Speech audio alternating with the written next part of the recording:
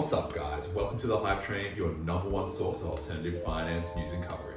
Make sure you subscribe to our newsletter, the link is in the description, and that's where you can check out all the full stories from today, plus a bunch of extra ones. It's really good content every week for free. So let's jump into the top stories. First up, struggling US theater company AMC is now up over 3,000% since the start of the year. Why, you might ask? Memes.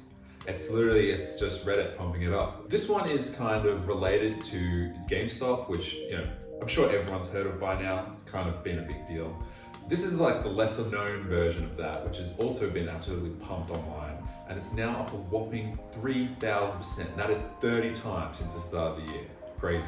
Top movers back home. Creso Pharma is now up over 20% in a single day as a result of California tabling a bill that would legalize psychedelics. So why is that such a big deal for this Australian company? Well, they're in the process of acquiring Hallucinex, which is a company that aims to capitalize on the hallucinogenic market for medical treatment in the US. So with hallucinogens potentially becoming legal, this is going to be a huge opportunity for them to make some serious money. Tesla has announced that they plan to spend over $1 billion a year on buying raw battery materials from Australia. Yes, I knew those lithium stocks were a good idea. We're yet to see any crazy announcements and huge pumps from stocks back home yet, but it's definitely one to keep an eye on. Oh, what's that? You want some more news about buy now, pay later? Everyone's favorite sector that we definitely haven't heard enough of by this point?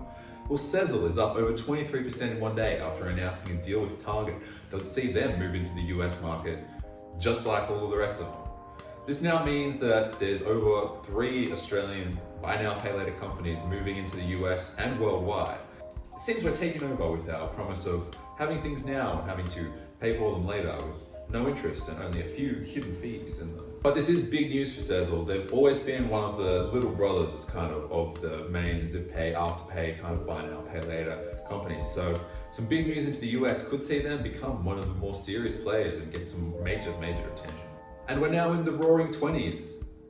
Again, data's just come out that shows that Australia is now actually 1.1% bigger in terms of GDP than before coronavirus, which I guess means that having the whole country do nothing for a year has actually been good.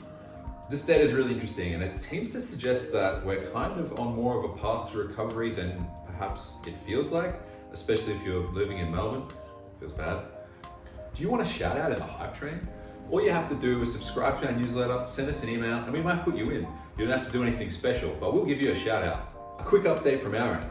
Are you tired of looking at all these Reddit posts and wondering, I wonder if these are actually any good or useful? Well, to help you judge if Reddit is actually providing any good advice at all, or just leading you in the wrong direction, we've made a tool that takes a look at how stocks have performed since they've been covered in a Reddit due diligence post.